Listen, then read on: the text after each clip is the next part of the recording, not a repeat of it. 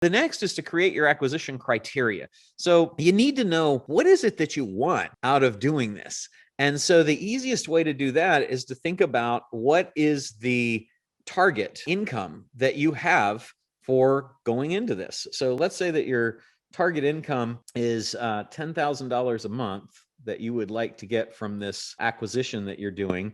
So that's going to be $120,000 a year. And then let's say that to grow that company, just for easy math, let's say that it's going to take about the same. So we're going to say it's going to also be about 10K per month. If you're in pounds or euros, feel free to we can use those symbols as well, right? Wherever you are in the world. But let's say it's 10K for a growth spend. That means that once you get into this thing, is it a fixer upper, or is it already fine and it doesn't really need anything? And do you want to grow it or do you not want to grow it? Those are all decisions that you'll make once you get in. So if you have some money that you need to allocate to grow, or you could say, or fix this investment, then how much is that? So let's say it's 120K a year and 10K a month for that. So then we would add those two together and we'd say, okay, so then we need that company to be earning in profit right now. Remember EBITDA, that's earnings before interest, taxes, depreciation, and amortization, which is a fancy way of saying profit. So our target profit needs to be about that, or we need to see a path to it relatively quickly. Otherwise, this isn't something that's for us. So this is kind of a filter that when you get into finding out a little bit, and we'll get into talking to the people that own the company to get this information on Tuesday.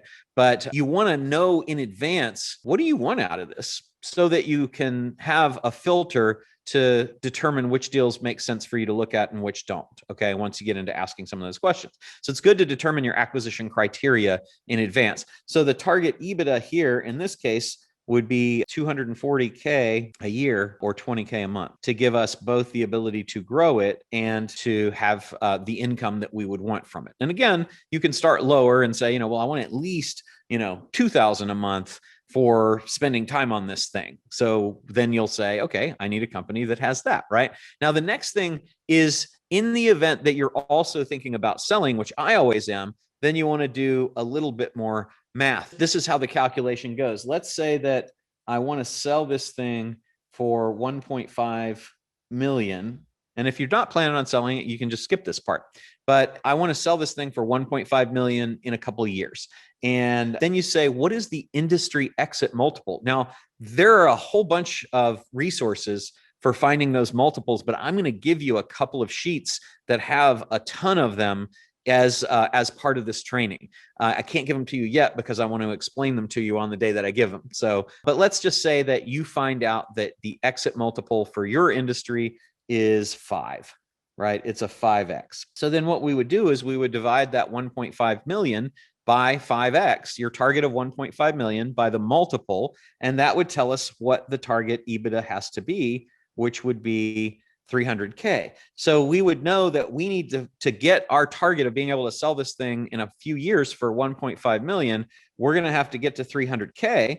And we know that to hit the target EBITDA that we want in terms of having the cash to pay us and the cash that we might want to invest back in the business or to fix it up or whatever, is going to be about 240. So this is kind of our guideline, that we're going to look for a company, and depending on how much we want to grow it, if we think we can grow it a lot, then we might be willing to look significantly lower than 300 or 240. But if if we're saying we want something that meets our criteria right now today, then the company that you're going to be is going to be defined by this acquisition criteria. And you're going to say, I want a company that's making 300K, because that's between these two, you got 240 here and 300 here. The larger of those two is 300K. So that's just gives you a place to target. And also you can filter out, if you're looking at a deal and it's running at a loss, then that doesn't meet your acquisition criteria. If it's earning 100K, it doesn't meet your acquisition criteria, but it isn't off by a ton. So could it be, are there some things that you could look at there, and maybe you can bring some of your skills and experience to bear, or tack on another acquisition and get there. It just gives you a place to say, this is something that I think is within the realm of possibility to accomplish my goals, or it's not. So that's the very first place we start. And I filled one out here for you with actual typed stuff, in which case you can see it's similar numbers. But I would just, this one is blank for you on the worksheet. So when you go through and do your homework, because I'm going to ask you to fill this out, you'll have this blank sheet that you can work with, and you can just fill those numbers in, and then you'll have an idea what's your acquisition criteria.